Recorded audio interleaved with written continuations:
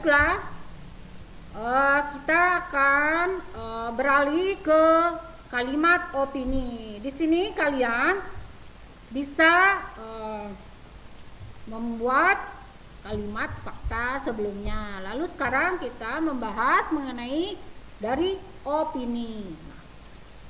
Pengertian opini merupakan suatu ide atau pikiran atau pendapat yang biasanya bersifat tidak objektif serta belum disahkan kebenarannya, seperti suatu prediksi di mana belum terdapat orang yang dapat memastikan bahwa hal tersebut benar-benar ada atau terjadi. Nah, meskipun opini bukan merupakan fakta, namun apabila opini tersebut dapat dibuktikan kebenarannya, maka opini tersebut akan berubah menjadi fakta. Contoh tadi ya, masih mengenai coklat. Nah, katanya kalau memakan coklat, sepotong coklat di pagi hari akan mendapat semangat gitu.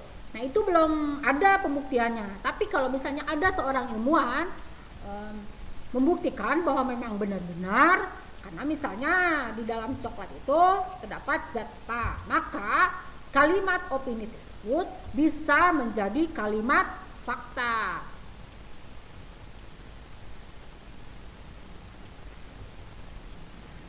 Ciri-ciri kalimat opini: mengandung pendapat pribadi. Nah, di sini dalam kalimat tersebut kalian akan menemukan pendapat dari diri sendiri ataupun dari orang lain.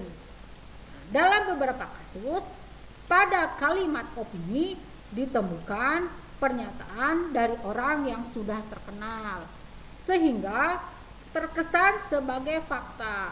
Padahal perkataan orang tersebut juga masih sebatas pendapat yang belum bisa dibuktikan kebenarannya. Lalu selanjutnya, nah ini ya, ini merupakan kalimat opini. Nah, coklat kompon jadi alternatif lebih murah dari coklat konvertur. Coklat kompon tidak mengandung koko emas di dalamnya, melainkan lemak nabati.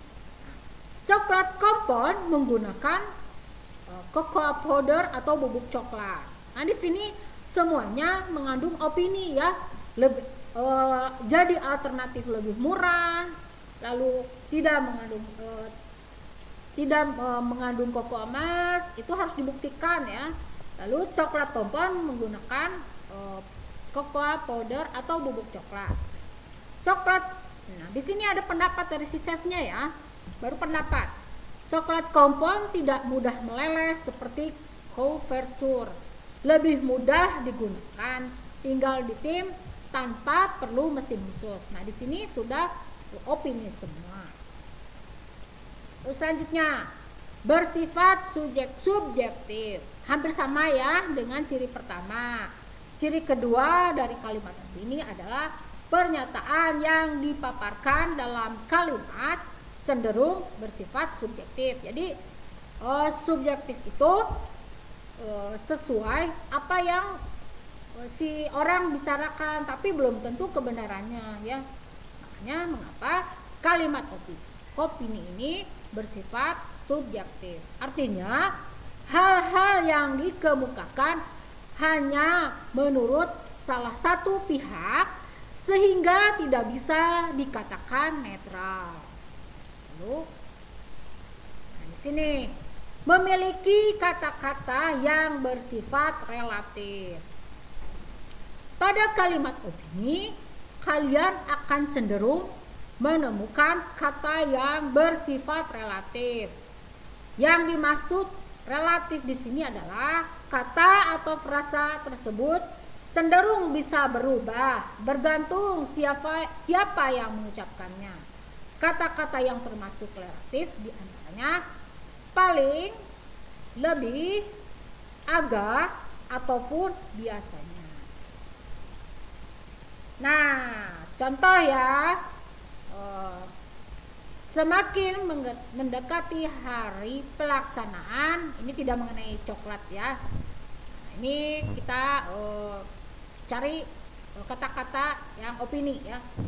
Semakin mendekati hari pelaksanaan pemilihan kepala daerah, biasanya black campaign semakin gencar dilakukan oleh oknum-oknum yang tidak bertanggung jawab. Baiklah, itu pembahasan mengenai kalimat fakta dan opini. Bila ada pertanyaan, dipersilakan anak-anak untuk chat WA Ibu ya. Terima kasih. Wassalamualaikum warahmatullahi wabarakatuh.